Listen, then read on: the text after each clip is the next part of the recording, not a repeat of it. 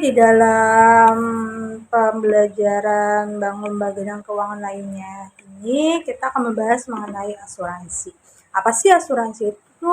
Lalu bagaimana sih tujuannya, fungsinya, dan lain sebagainya. Kita bahas satu-satu. Yang pertama, definisi dari asuransi itu sendiri. Asuransi ini pada dasarnya merupakan perjanjian antara pihak asuransi sebagai penanggung dan nasabah sebagai tertanggung.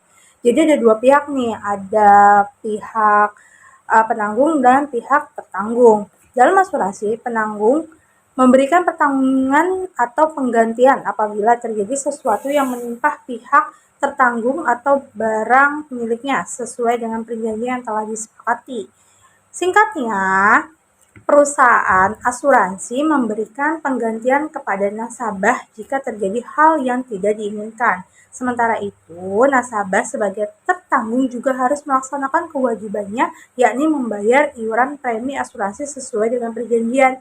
Jadi dalam asuransi ini ada perjanjian yang telah disepakati. Jadi di antara dua pihak ini ya harus melaksanakan atau mengikuti perjanjian itu gitu. Jadi tidak ada yang dirugikan dari pihak asuransi ataupun dari pihak si nasabah.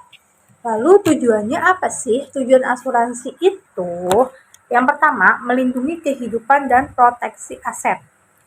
Maksudnya apa? Jadi ketika terjadi risiko seperti masuk rumah sakit, tidak jarang kehidupan dan aset menjadi korban kan. Jadi asuransi ini bisa menjadi pelindung atau melindungi kehidupan dan aset yang dimiliki oleh nasabah pada saat hal tersebut terjadi.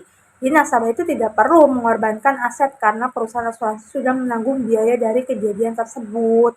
Jadi sebagai pelindung proteksi aset gitu. Nah, yang kedua ini memberikan perlindungan finansial dan keamanan jangka panjang. Jadi kan banyak nih orang yang berpikir bahwa dampak asuransi tidak bisa dirasakan pada saat ini. Faktanya, asuransi ini bertujuan untuk memberikan perlindungan finansial atau keuangan dalam jangka yang panjang. Nasabah pun tidak perlu khawatir karena keuangan akan tetap aman dan dalam kondisi apapun. Gitu. Jadi contohnya kayak kalau misalnya asuransi ini kan nggak bisa dipakai setiap saat gitu kan, tapi bisa dipakai jangka panjang gitu. Jadi keuangan finansial kita itu terjaga, gitu, aman. Yang ketiga ini mengurangi dampak kerugian akibat kejadian tidak terduga. Kejadian tidak terduga itu kan selalu mengakibatkan risiko, terutama dari segi finansial. Lagi-lagi dari segi finansial atau keuangan. Asuransi itu bisa meminimalkan dampak yang sifatnya mendadak tersebut sehingga tidak berkembang menjadi lebih serius. Contohnya seperti apa? Contohnya, nasabah yang meninggal dunia padahal menjadi kepala keluarga. Ahli waris nasabah tersebut akan mendapatkan uang petanggungan sebagai bekal hidupnya gitu. Jadi asuransi ini mengurangi dampak kerugian. Lalu di dalam tujuan asuransi juga ada fungsi asuransi. Fungsi asuransi ini yang pertama itu mengelola risiko. Manajemen risiko diperlukan dalam berbagai aspek kehidupan. Pasti ada risikonya kan. Nah, asuransi ini berfungsi dalam mengidentifikasi, mengukur, dan mengelola risiko yang mungkin terjadi. Nasabah bisa terhindar dari risiko keuangan akibat mengalami kejadian yang tidak diinginkan karena sudah ditanggung oleh pihak asuransi gitu. Jadi mengelola risiko, jadi meminimalisir risiko yang terjadi. Yang kedua itu menyediakan keamanan finansial. Asuransi juga berfungsi untuk menyediakan keamanan finansial bagi nasabah. Nasabah ini tidak perlu merasa cemas ketika terjadi masa sulit karena sudah memiliki asuransi yang siap menanggungnya. Nasabah hanya fokus pada kewajibannya, yaitu membayar premi dengan periode dan jumlah yang sudah disepakati. Yang terakhir ada memberikan ketenangan pikiran. Memiliki asuransi juga berfungsi untuk meningkatkan kesejahteraan secara psikologis. Nasabah bisa merasakan ketenangan pikiran dan tidak perlu khawatir ketika sudah memiliki asuransi. Pikiran yang rileks tentu akan membuat nasabah bisa berkonsentrasi untuk menjalani kehidupan sehari-harinya dengan tenang. Jadi dengan memiliki asuransi itu membuat kehidupan kita ini lebih tenang atau lebih aman gitu. Jadi karena meminimalisir resikonya. Untuk pembahasan berikutnya akan dijelaskan oleh teman saya. Terdapat 5 manfaat asuransi. Yang pertama ada perlindungan finansial. Bencana alam, kecelakaan, dan kejadian tidak terduga lainnya tentu membutuhkan dana yang tidak sedikit untuk pulih dari peristiwa tersebut. Asuransi memberikan manfaat berupa perlindungan finansial sehingga nasabah tetap mampu memenuhi kebutuhannya. Yang kedua, ada perlindungan kesehatan. Perusahaan asuransi yang kredibel memiliki jejaring ke fasilitas pelayanan kesehatan yang mumpuni. Memiliki asuransi berarti nasabah berpeluang memperoleh akses ke perawatan medis yang berkualitas, baik untuk rawat inap maupun rawat jalan. Yang ketiga, ada perlindungan jiwa. Asuransi yang bermanfaat ketika nasabah yang berstatus sebagai pencari nafkah berpulang. Ahli waris akan memperoleh akses berupa santunan atau manfaat kematian dari premi asuransi yang dibayarkan oleh nasabah tersebut. Manfaat yang keempat yaitu perlindungan pendidikan. Biaya pendidikan yang tinggi dan selalu meningkat tentu menjadi kekhawatiran bagi orang tua. Solusinya, mereka bisa membuka asuransi untuk menyediakan rencana perlindungan dana pendidikan bagi buah hatinya. Yang kelima ada persiapan pensiun. Ada juga asuransi yang memiliki masa pertanggungan sampai nasabah memutuskan untuk tidak lagi bekerja dengan alasan pensiun. Terdapat 7 sifat asuransi. Yang pertama ada sifat persetujuan, sifat timbal balik, sifat konsensual, sifat perusahaan asuransi, sifat perkumpulan, sifat untung-untungan, dan sifat berat sebelah.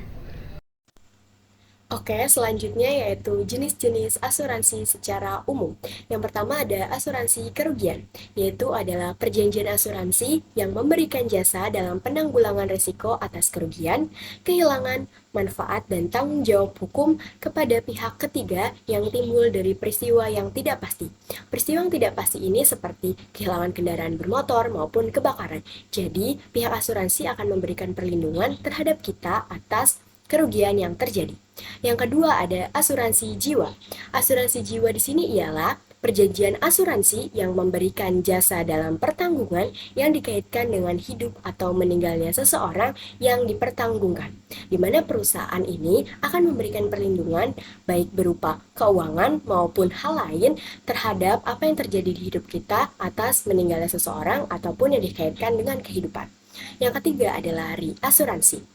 Bahwasanya reasuransi ini adalah perjanjian asuransi yang memberikan jasa dan pertanggungan ulang terhadap resiko yang dihadapi oleh perusahaan asuransi kerugian dan juga asuransi perusahaan asuransi jiwa, di mana perusahaan juga perlu diasuransikan. Nah, oleh karena itu perusahaan asuransi pada saat ingin mengasuransikan dinamakan reasuransi. Baik, setelah tadi kita menjelaskan bahwasannya jenis-jenis asuransi secara umum ada 3, selanjutnya adalah kita lihat jenis-jenis asuransi menurut segi fungsinya. Yang pertama ada asuransi kerugian berupa resiko, kerugian, maupun kehilangan, maupun kebakaran. Lalu yang kedua ada asuransi pendidikan dengan menjamin pendidikan yang lebih baik ke depannya untuk mungkin anak kita, jadi nanti anak kita ke depannya pendidikannya sudah terjamin. Lalu yang ketiga ada asuransi jiwa atau biasa disebut dengan life insurance, yaitu memberikan jaminan atas kematian dengan memberikan keuntungan finansial. Jadi bagi orang-orang yang sudah ditinggalkan tidak perlu memikirkan bagaimana finansial ke depannya. Nah, yang keempat ini ada asuransi kesehatan, yaitu memberikan penanggungan terhadap masalah kesehatan yang disebabkan oleh penyakit. Jadi, misalkan kita terkena penyakit, kita sudah bisa dilindungi oleh asuransi kesehatan yang sudah kita beli pada saat waktu itu. Nah, yang kelima adalah asuransi kendaraan, di mana asuransi kendaraan ini menjaga kendaraan yang mengalami kerusakan, kehilangan, dan lain-lain. Jadi pada saat kita kehilangan atau kecurian kendaraan, itu bisa diklaim dengan asuransi kendaraan. Yang keenam ada asuransi bisnis, yaitu menjamin pihak yang tertanggung dengan kegiatan bisnis. Yang ketujuh ada asuransi properti, yaitu asuransi yang dimana memberikan perlindungan kepada pemilik rumah dari resiko properti pribadi ataupun kerusakan tempat tinggal seperti karena banjir. Nah, yang kedelapan ini reasuransi atau reinsurance, di mana perusahaan asuransi pertanggungan ulang atas resiko kerugian, di mana perusahaan asuransi pun tetap perlu diasuransikan, seperti itu. Baik, setelah kita melihat ada asuransi secara umum maupun asuransi dari segi fungsinya, nah yang kedua ini adalah dilihat dari kepemilikannya. Nah, asuransi dilihat dari kepemilikan dibagi menjadi tiga. Yang pertama milik pemerintah, milik swasta, dan juga milik campuran. Nah, apa sih yang dimaksud asuransi milik pemerintah? Asuransi milik pemerintah itu tandanya adalah kepemilikan atau setengah sahamnya itu adalah milik pemerintah, yang dimana dikelola oleh pemerintah. Kita tahu sendiri atau teman-teman mungkin pernah memakai BPJS, nah itu salah satu asuransi yang dimiliki oleh pemerintah. Nah, yang kedua adalah asuransi milik swasta. Asuransi milik swasta ini berarti dikelola dan dimiliki oleh pihak swasta. Contohnya adalah Prudential. Nah, yang ketiga ini adalah asuransi milik campuran, di mana asuransi swasta dan juga pihak asing biasanya kita tahu adalah asuransi perusahaan AXA. Itu dimana asuransi yang bergerak di bidang kesehatan. Mungkin itulah adalah jenis-jenis asuransi baik secara umum, secara segi fungsi maupun kepemilikan. Materi selanjutnya yaitu mengenai resiko atau jenis resiko yang dapat diasuransikan.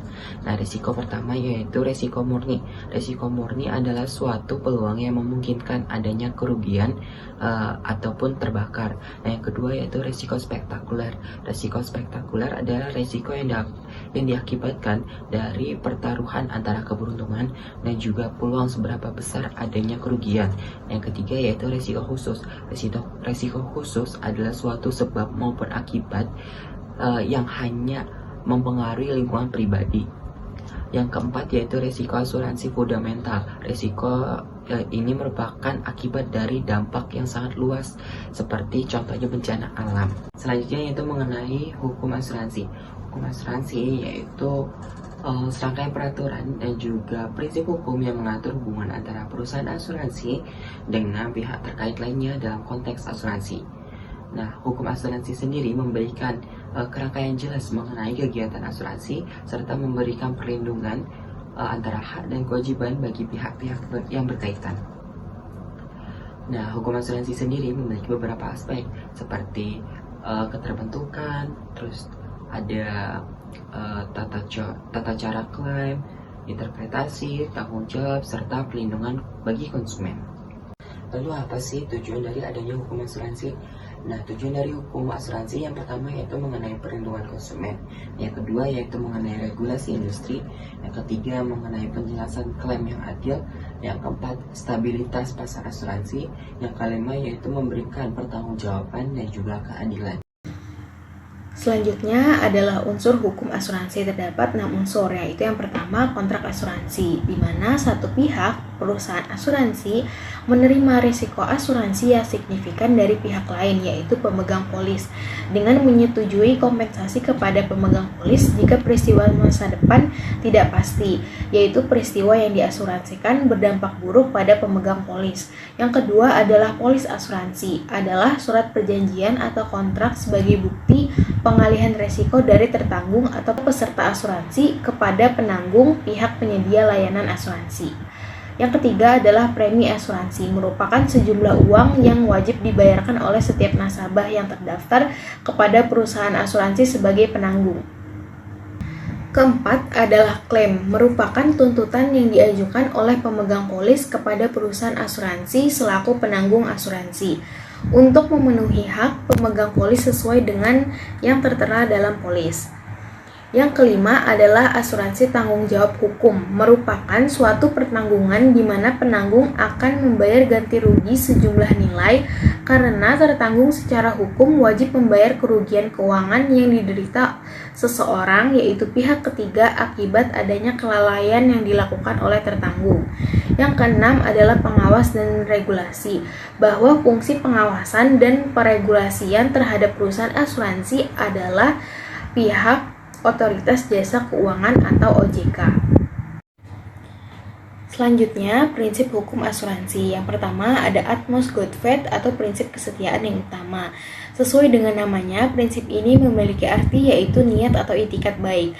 Maksudnya adalah dalam proses membeli produk asuransi, baik tertanggung nasabah maupun penanggung perusahaan atau perusahaan asuransi harus menyampaikan informasi dengan terbuka, rinci, dan jujur. Yang kedua, insurable interest, yaitu prinsip kepentingan asuransi.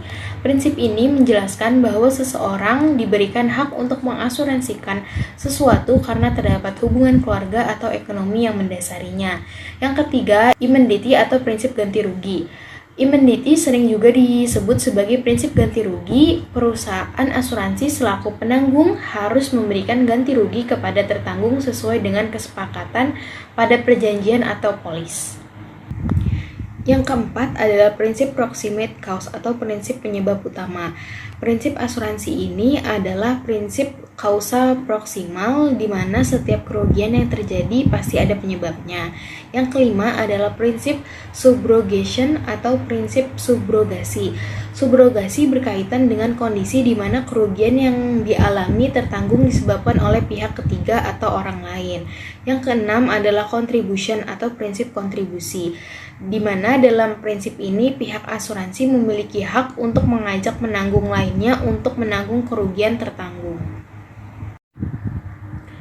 Selanjutnya adalah undang-undang yang memuat hukum asuransi. Pertama, Undang-Undang Hukum Nomor 40 Tahun 2014 tentang Perasuransian. Undang-undang ini merupakan undang-undang dasar yang mengatur asuransi di Indonesia. Undang-undang ini menetapkan prinsip-prinsip, kewajiban, dan tanggung jawab perusahaan asuransi, pemegang polis, serta peraturan terkait klaim, premi, dan pengawasan. Kedua, Undang-Undang Nomor 8 Tahun 1999 tentang Perlindungan Konsumen. Undang-undang ini melindungi hak konsumen termasuk pemegang polis asuransi. Undang-undang ini menetapkan hak dan kewajiban konsumen serta prosedur penyelesaian sengketa yang melibatkan konsumen. Selanjutnya yaitu Peraturan Otoritas Jasa Keuangan. Otoritas Jasa Keuangan sebagai regulator di sektor keuangan termasuk asuransi mengeluarkan berbagai peraturan yang mengatur asuransi. Beberapa peraturan tersebut antara lain 1. PJOK nomor 51/PJOK.03 tahun 2017 tentang tata kelola perusahaan asuransi. Yang kedua, PJOK nomor 43 PJOK.05 tahun 2016 tentang penyampaian informasi pasar modal dan keterbukaan informasi emiten atau perusahaan publik. Yang ketiga, PJOK nomor 78/PJOK.03 tahun 2016 tentang layanan asuransi melalui agen dan perwakilan asuransi. Yang keempat, PJOK nomor 8A/PJOK.05 tahun 2018 tentang reasuransi. Undang-undang lainnya selain undang-undang dan peraturan di atas, terdapat juga berbagai peraturan pelaksanaan yang dikeluarkan oleh OJK dan perusahaan asuransi untuk mengatur lebih rinci tentang kegiatan asuransi, termasuk ketentuan produk asuransi, pembayaran klaim, dan perlindungan konsumen. Selanjutnya adalah jenis-jenis asuransi di Indonesia. Yang pertama, asuransi jiwa. Asuransi jiwa menanggung risiko individu berupa perlindungan finansial bagi keluarga atau ahli waris pemegang polis dalam hal kematian pemegang polis. Contohnya, jika pemegang polis meninggal secara tiba-tiba, sakit, atau kecelakaan, manfaat asuransi jiwa akan dibayarkan kepada ahli waris atau penerima manfaat yang telah ditentukan. Yang kedua, asuransi kesehatan. Asuransi kesehatan memberikan perlindungan berupa biaya perawatan medis dan pengobatan ketika pemegang polis sakit. Pertanggungan ini menanggung risiko kesehatan yang mencakup biaya rumah sakit, pemeriksaan medis, obat-obatan, dan perawatan kesehatan lainnya. Yang ketiga, asuransi kendaraan. Asuransi kendaraan melindungi pemilik kendaraan dari kerugian atau kerusakan yang disebabkan oleh kecelakaan, pencurian, atau kerusakan lainnya. Pertanggungan ini menanggung risiko akibat kecelakaan. Kerugian akan dilindungi lewat asuransi mobil, sepeda motor, truk, atau kendaraan lainnya. Yang keempat, asuransi properti. Asuransi properti memberikan perlindungan dari risiko kerugian atau kerusakan harta yang meliputi properti fisik seperti rumah, gedung, peralatan, atau barang berharga lainnya.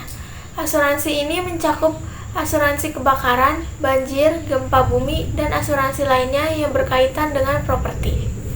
Yang kelima, asuransi pendidikan. Pertanggungan ini dirancang untuk membantu membiayai pendidikan anak dengan memberikan manfaat keuangan pada saat anak mencapai usia yang ditentukan. Tujuannya untuk melindungi risiko biaya pendidikan yang tidak dapat dibayarkan jika orang tua mendadak meninggal atau cacat total. Selain itu, ada jenis pertanggungan pendidikan yang merupakan gabungan antara asuransi dan investasi, sehingga keuntungan dari komponen investasi nantinya dapat dibagi sesuai dengan jenjang pendidikan. Yang keenam, asuransi bisnis. Asuransi bisnis merupakan bagian dari asuransi umum dalam bentuk pertanggungan risiko yang memberikan penggantian akibat berbagai risiko. Risiko yang dimaksud yaitu kerugian, kerusakan, biaya yang timbul, kehilangan, keuntungan, atau tanggung jawab hukum kepada pihak ketiga yang mungkin diderita pemegang polis karena terjadi sesuatu peristiwa yang tidak diinginkan. Kemudian yang ketujuh, yaitu asuransi umum. Asuransi umum atau biasa disebut general insurance merupakan asuransi yang biasa memberikan manfaat berupa ganti rugi kepada tertanggung jika terjadi kerusakan, kerugian, kehilangan pada harta benda. Kemudian yang kedelapan, asuransi kredit. Asuransi kredit adalah jenis asuransi yang memberikan proteksi kepada bank atau lembaga keuangan non-bank LKNB atas risiko kegagalan debitur di dalam melunasi fasilitas kredit atau pinjaman tunai yang diberikan oleh bank. Selanjutnya saya akan menjelaskan mengenai ilustrasi asuransi. Contohnya, seorang nasabah bank ingin mendapatkan perlindungan kesehatan untuk dirinya dan keluarganya. Dia mengunjungi bank tempat dia memiliki rekening dan bertanya tentang asuransi kesehatan yang ditawarkan oleh bank tersebut. Petugas bank menjelaskan berbagai jenis asuransi kesehatan yang tersedia, termasuk cakupan, premi, dan manfaat yang diberikan. Setelah mendapatkan penjelasan yang memadai, nasabah tersebut memutuskan untuk membeli asuransi kesehatan dari bank tersebut. Dia mengisi formulir aplikasi, membayar premi, dan menandatangani kontrak asuransi. Dengan demikian, asuransi kesehatan tersebut berhasil dibuat untuk nasabah oleh bank. Nah, itu tadi penjelasan